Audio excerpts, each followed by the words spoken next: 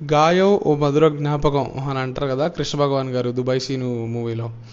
అలా ఉండింది ఈ రాజాసాబ్ మూవీ ఎక్స్పీరియన్స్. మొత్తం సినిమా గురించి మాత్రమే మాట్లాడట్లా, ఆ సినిమా చూడడానికి వెళ్ళి ఏం జరిగింది అదంతా, దట్ హోల్ ఎక్స్పీరియన్స్. అసలు తెలిసిందేగా హైదరాబాద్లో టికెట్ ఇష్యూస్, బుకింగ్స్ ఓపెన్ అవ్వకపోవడం, అంతా కష్టపడి ఫైనలీ లాస్ట్ మూమెంట్లో టికెట్లు దొరికి ఐనాక్స్ జిఎస్ఎంకి వెళ్తే స్క్రీన్ 1 వెళ్ళి కూర్చుంటే ఒక 20 minutes అయిపోయాక రాజా యువరాజే ఆ సీక్వెన్స్ ఉంటుంది కదా ఆ సాంగ్ అయిపోయి ఒక 2 సీన్లు అయిపోయాక సినిమా బఫర్ అవ్వడం స్టార్ట్ అయింది థియేటర్లో.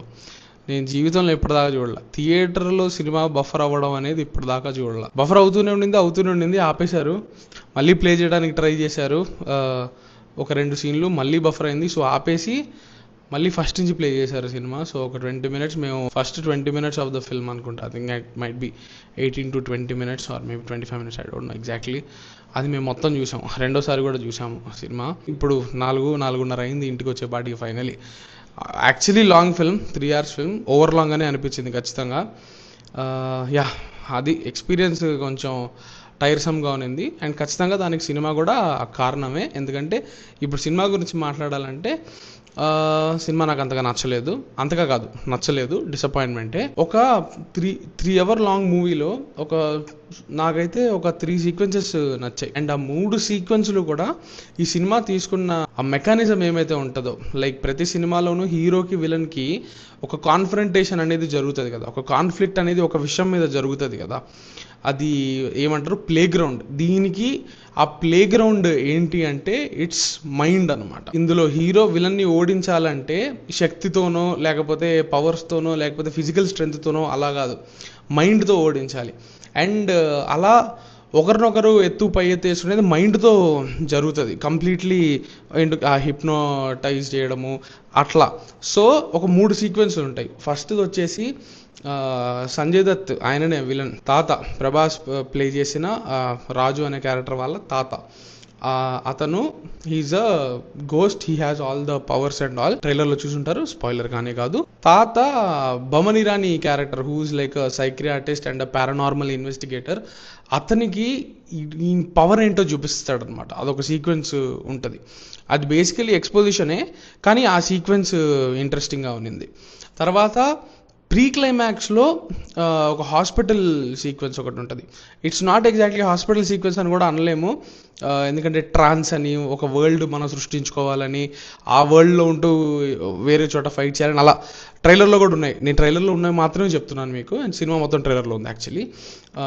సో ఆ సీక్వెన్స్ ఒకటి ఉంటుంది, వేర్ మైండ్ గేమ్ నడుస్తుంది అనమాట. ఒక ఇల్యూజన్తో హీరోకి విలన్కి మైండ్ గేమ్ నడిచేది, అదంతా బాగుండింది. అండ్ ప్రీ క్లైమాక్స్లో గ్రాండ్ మదర్కి రిలేటెడ్ ఒక రివీల్ ఉంటుంది, అది కూడా సాడ్లీ మళ్ళీ ట్రైలర్లో ఉంది. ఈ 3 bits నచ్చాయి నాకు. ఆ సీక్వెన్సెస్ అనేవి నచ్చినప్పటికీ అవి జరుగుతున్నప్పుడు they just keep going on. ఇవేంట్రా వెళ్తూనే ఉన్నాయి, దీనికి ఒక ఎండ్ అనేది ఉండదా, ఎందుకు ఇంత లాంగ్గా ఉన్నాయనే ఫీలింగ్ కలిగింది నచ్చినప్పటికీ. అది హోల్ మూవీకి కూడా అప్లై అవుతుందని నేను అనుకుంటున్నా. ఎందుకంటే సినిమా చాలా చోట్ల చాలా లెందీగానే అనిపిస్తుంది. లెందీగా ఉండడం ఒకటే ప్రాబ్లం కాదు, లెందీగా ఉంటూనే చాలా చాపీగా, చాలా ప్యాచెస్గా అనిపిస్తుంది. ఒక ప్రాపర్ ఫ్లో ఉన్నట్టు అనిపించదు. ఎలా అంటే ఇప్పుడు ర్యాండమ్గా మనకి ఒక స్కేరీ సీన్ వస్తుంది. స్కేరీ సీన్ అంటే ఆ స్కేర్స్ కూడా అంత స్కేరీగా లేవు. లెట్స్ సే ఒక horror fantasy related scene cut చేస్తే నెక్స్ట్ సీన్లో క్యారెక్టర్స్ కంప్లీట్లీ నాన్షాలెంట్గా బిహేవ్ చేస్తుంటారు. లైక్ ఇంతకు ముందేదో ఒక పెద్ద విషయం జరిగింది, మనం ఇప్పుడు ఒక హాంటెడ్ హౌస్లో ఉన్నాము, మనం ఒక థ్రెట్లో ఉన్నాము, అలా అనిపించదు. ఏదో ర్యాండమ్గా ఫ్రెష్గా ఒక సీన్ స్టార్ట్ అయినట్టు ఆ ముందు సీన్లో క్రియేట్ అయిన ఎమోషన్ అనేది నెక్స్ట్ సీన్కి క్యారీ అవ్వదు, జంప్ అయిపోతూ ఉంటుంది. Especially in the second half. First half అయినా సరే వదిలేయండి, ఫస్ట్ హాఫ్ వరకు కూడా సరే, the just went for the out and out commercial template. Meet cute, hero హీరోయిన్ని కలవడం, హీరో సెకండ్ హీరోయిన్ని కలవడం, హీరో థర్డ్ హీరోయిన్ని కలవడం, అలా వెళ్తూ ఉంటుంది. అది అవుట్డేటెడ్గానే ఉంది, అవంత ఫ్రెష్గా కూడా లేవు. బట్ ఓకే, కొంచెం లైట్ హార్టెడ్గా ఉంది. అట్లీస్ట్ దే ఆర్ బేరబుల్ అనే జోన్లో ఉన్నప్పుడు నాకు ఈ జర్క్స్ అనేవి పెద్ద ఇబ్బందిగా అనిపించలేదు. కానీ సెకండ్ హాఫ్లో ఒక టోన్ అనేది సెట్ అయిపోయాక, ఒక ప్రాపర్ మూడ్, ఆ అట్మాస్ఫియర్, ఆ హారర్ జోన్ అనేది ఒకటి క్రియేట్ చేసేసాక కూడా అదే ఇన్కన్సిస్టెన్సీస్, అదే ప్యాచీ ఫ్లో అనేది ఉండడం అది చాలా డిసప్పాయింటింగ్గా ఉండింది. అండ్ అక్కడ ఏదైతే హ్యూమర్ ట్రై చేశారో హీరోయిన్స్ మధ్య కానివ్వండి, అదే టిపికల్గా ఇద్దరు హీరోయిన్లు హీరో కోసం మాట్లాడుకోవడం, లైక్ అతను నాకే కావాలి అనుకోవడం, చాలా అక్కడ ఉన్న సిచ్యువేషన్ ఏంటి, మాట్లాడుకుంటున్న మాటలు ఏంటి, లైక్ హాంటెడ్ హౌస్ అది. ఒక సీన్లో హీరోయిన్లు ఇద్దరు కూర్చుని ఏదో పిక్నిక్ వచ్చినట్టు, ఏదో రిసార్ట్కి వచ్చినట్టు ఏంటది వ్యాజ్లిన్ ఏదో క్రీమ్ పూసుకుంటూ చేతులకు మాట్లాడుకుంటుంటారు.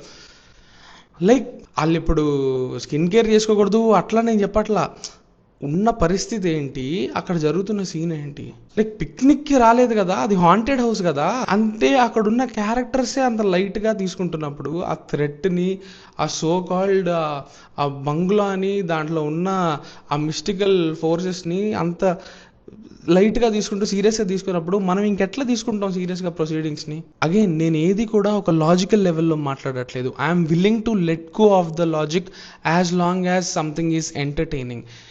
ఇక్కడ నేను ఎమోషనల్ లెవెల్లో మాట్లాడుతున్నా. ఒక ఎమోషన్ అనేది క్యారీ అవ్వాలి కదా, అది కామెడీ కానివ్వండి, అది హారర్ కానివ్వండి, అదొక నానమ్మ మనవళ్ళ మధ్య ఉన్న ఒక బాండింగ్ ఎమోషన్ అనేది కానివ్వండి, something has to be sustained, right? అది ఏ రకంగానూ జరగదు ప్రతిదానికి. లైక్ ఇప్పుడు ఒక ఎమోషన్ సీన్, ఇప్పుడు ఒక కామెడీ సీన్, ఇప్పుడు ఒక హారర్ సీన్ అయిపోయింది, come let's go for a comedy scene. ఆ ఫ్లో అనేది ఉండదు మూవీలో, అది చాలా డిస్ట్రాక్టింగ్గా ఉంటుంది. అండ్ ఉన్న కామెడీ అన్న అంతగా వర్కౌట్ అయిందా అంటే కొన్ని మూమెంట్స్ అక్కడక్కడ, నేను ఇప్పుడు ఎగ్జాక్ట్గా పిన్ పాయింట్ చేసి అంత ఇంపాక్ట్ కూడా అవి నాకు క్రియేట్ చేయలేదు, కానీ అక్కడక్కడ చక్కుల్ వర్ది మూమెంట్స్ ఉన్నాయి.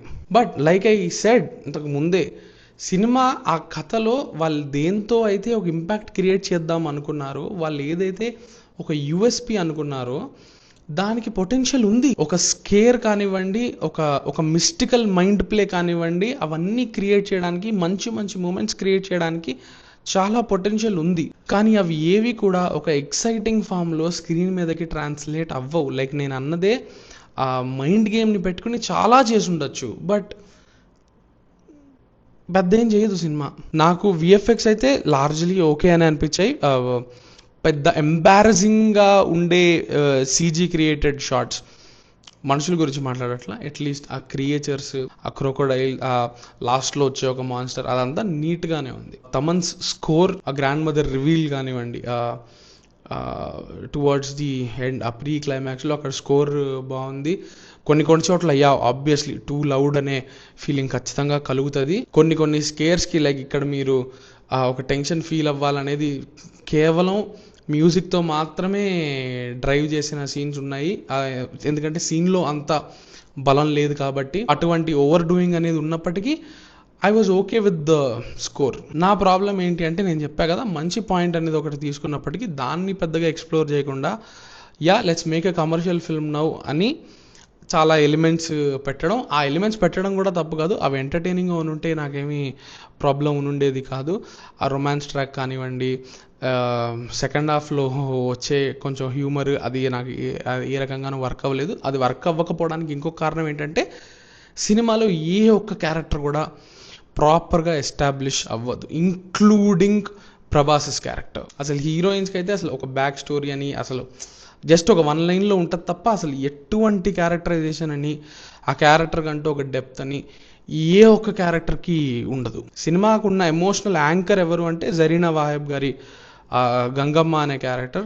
తనకి మాత్రమే కొంచెం అక్కడక్కడ రూట్ అవుతాం మనం. అండ్ ఇందాక హారర్ ఫీలింగ్ అని అన్నా కదా, హారర్ ఫీలింగ్ అనేది సినిమా అంతా పెద్ద లేకపోయినప్పటికీ సంజయ్ దత్ క్యారెక్టర్, ఆ బ్యాక్ స్టోరీ, తాతకి ఒక బ్యాక్ స్టోరీ ఉంటుంది. అక్కడ అదొక 5 to 10 minutes సీక్వెన్స్ ఒకటి ఉంటుంది, ఆయన పవర్స్ గెయిన్ చేశాడు అని. హారర్ పరంగా కొంచెం క్రీపీగానే ఉండింది అది. నాకైతే పర్సనల్గా రాజాసాబ్ అనేది ఎటువంటి ఇంపాక్ట్ అంతగా కలిగించలేదు. కామెడీ పరంగా కానివ్వండి, హారర్ పరంగా కానివ్వండి, నన్ను అయితే అంత ఇంట్రెస్ట్ చేయలేదు. ఈవెన్ దో ఒక చాలా ఇంట్రెస్టింగ్ కాన్సెప్ట్ అనేది సెంటర్లో ఉన్నప్పటికీ దాన్ని అంత బాగా ఎక్స్ప్లోర్ చేయలేదు అనిపించింది. So that's it from this review. Do subscribe to Gultepro for more reviews and interviews. Thank you.